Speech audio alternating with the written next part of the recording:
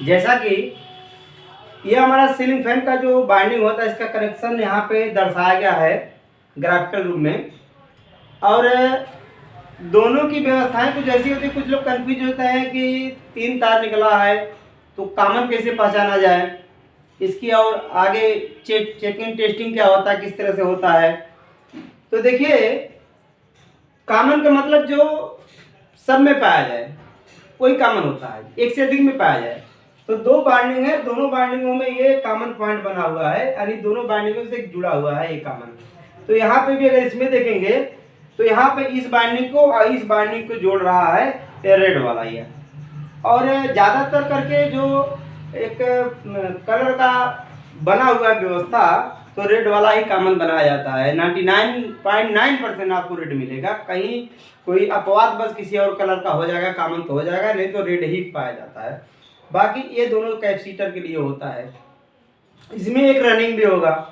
अब इसकी चेकिंग करने की जो व्यवस्था है, आप कॉमन से और यहाँ के बीच जब चेक करेंगे, मतलब यहाँ से यहाँ या यहाँ किसी एक के बीच, यानी कॉमन से यहाँ और यह कॉमन से यहाँ के बीच कहीं भी आप चेक करेंगे तो आपको एक संतोषजनक रेजिस्टेंस, संतोषजनक का मतलब यह है कि मतलब कि 200 से 250 के ओम के बीच मिल रहा है या 180, 90, 100 जो भी मिल रहा है, तो उतना जो भी रेजिस्टेंस इसका है इसके बाइंडिंग के हिसाब से होगा वो मिलना चाहिए। तो दोनों का एक संतोषजनक मतलब बहुत कम नहीं होना चाहिए, बहुत अधिक नहीं होना चाहिए, मतलब मेरे कहने का ये है।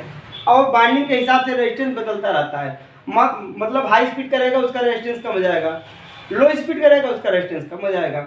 और अलग अलग तरह के जो फैन आते हैं उनका रेजिस्टेंस अलग अलग होता रहता है। तो इसके हिसाब से आपको जानकारी का अपने कुछ कॉमन सेंस लगाना पड़ेगा इसमें। अगर यहाँ से यहाँ के बीच रेजिस्टेंस आपको मिल गया, जो भी रेजिस्टेंस होना चाहिए, और यहाँ से यहाँ के बीच मिल गया, तो समझ लीजिए कि ये परफेक्ट बाइंडिंग बता रहा है। अब इसके बाद यहाँ से और इस बॉडी के बीच में भी आपको चेक करना है कि कहीं ऐसा नहीं कि कोई पेपर वगैरह जो यहाँ पर लगे रहते हैं, कोई पेपर टूट गया है, पेपर निकल गया है, पेपर झड़ गया है, तो बॉडी के साथ अगर ये बॉन्डिंग टच कर जाएगा, बॉन्डिंग टच कर जाएगा तो पूरी बॉडी में करंट आना शुरू हो जाएगा। ये भी नहीं होना चाहिए। उसके लिए एक बार यहाँ और यहाँ आप टेस्ट करेंगे तो भी पता चल जाएगा। अगर कोई रीडिंग नहीं मिलता है, इनफाइनाइट जाता है, तो समझ लीजिए कि हमारी ये बॉन्डिंग सेपरेट है, सुरक्षित है, मतलब बॉडी के साथ टच कहीं पे नहीं है। और ये कैपेसिटर लगा रहा था, इसमें लगा हुआ कैपेसिटर इन दोनों के बीच में लगेगा।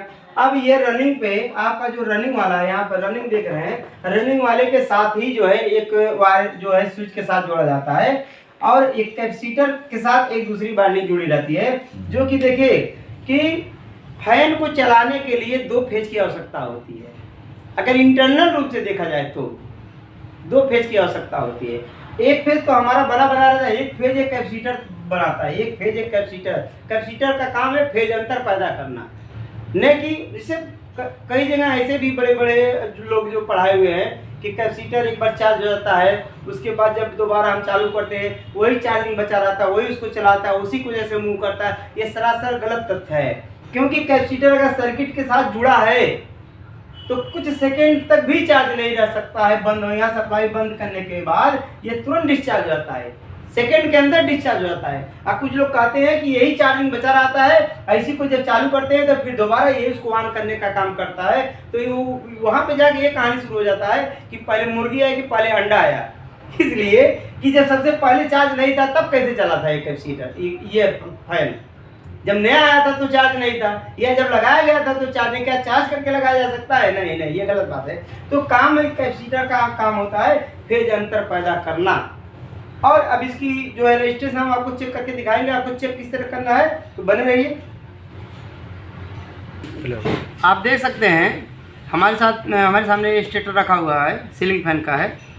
यहाँ कॉमन से अगर हम इसकी रीडिंग ले रहे हैं, देखिए 2000 ओम्स में इसको सेलेक्ट किए हैं, क्योंकि बजर में नहीं चलेगा। 2000 ओम्स में सेलेक्ट किए हैं इसको, देखिए। अब यहाँ हम रीडिंग इसके साथ ले रहे हैं, 230 ओम दिखा रहा है, 230 ओम। अब दूसरे के साथ 244 ओम, मतलब ये आपका रनिंग है और ये आपका स्टार्टिंग है, ये आपका रनिंग है, पीला वाला रनिंग है। देखिए इसमें ये भी होता है कि जिसका रेजिस्टेंस अधिक होता है वो स्टार्टिंग होता है, क्योंकि सबसे ज़्यादा करंट यही वहन करता है स्टार्ट करते समय। और बाकी जिसका रेजिस्टेंस कम होता है वो जो है रनिंग होता है। अब देखिए इस तरह आपको चेक करना है, और इन जो रेजिस्टेंस इन दोनों में मिला है, ये दोनों जोड़ के यहाँ मिलना चाहिए। देखिए 473 लगभग मिल गया, उतना जितना दोनों का जोड़ के मिलना चाहिए। अब इसके साथ हम इसके बॉडी के साथ चेक करेंगे, ग्राउंड के साथ चेक करेंगे। अब देखिए यहाँ पे इन्फिनाइट जा रहा है, कोई रीडिंग नहीं है। इसका मतलब इसके सारे जो पेपर लगे हैं सब सही है, सुरक्षित है, और एक ही साथ दोनों का चेक हो गया, इसलिए ये दोनों के साथ जुड़ा हुआ है तो दोनों का चेक हो गया। तो ये पूरी तरह से ये सुरक्षित है। और इस तरह की वीडियो देखने के लिए हमारे यहाँ बने रहिए। हमारे यहाँ पे एडमिशन ले सकते हैं, एंट्री ले सकते हैं। अगले वीडियो के लिए जय हिंद, जय भारत।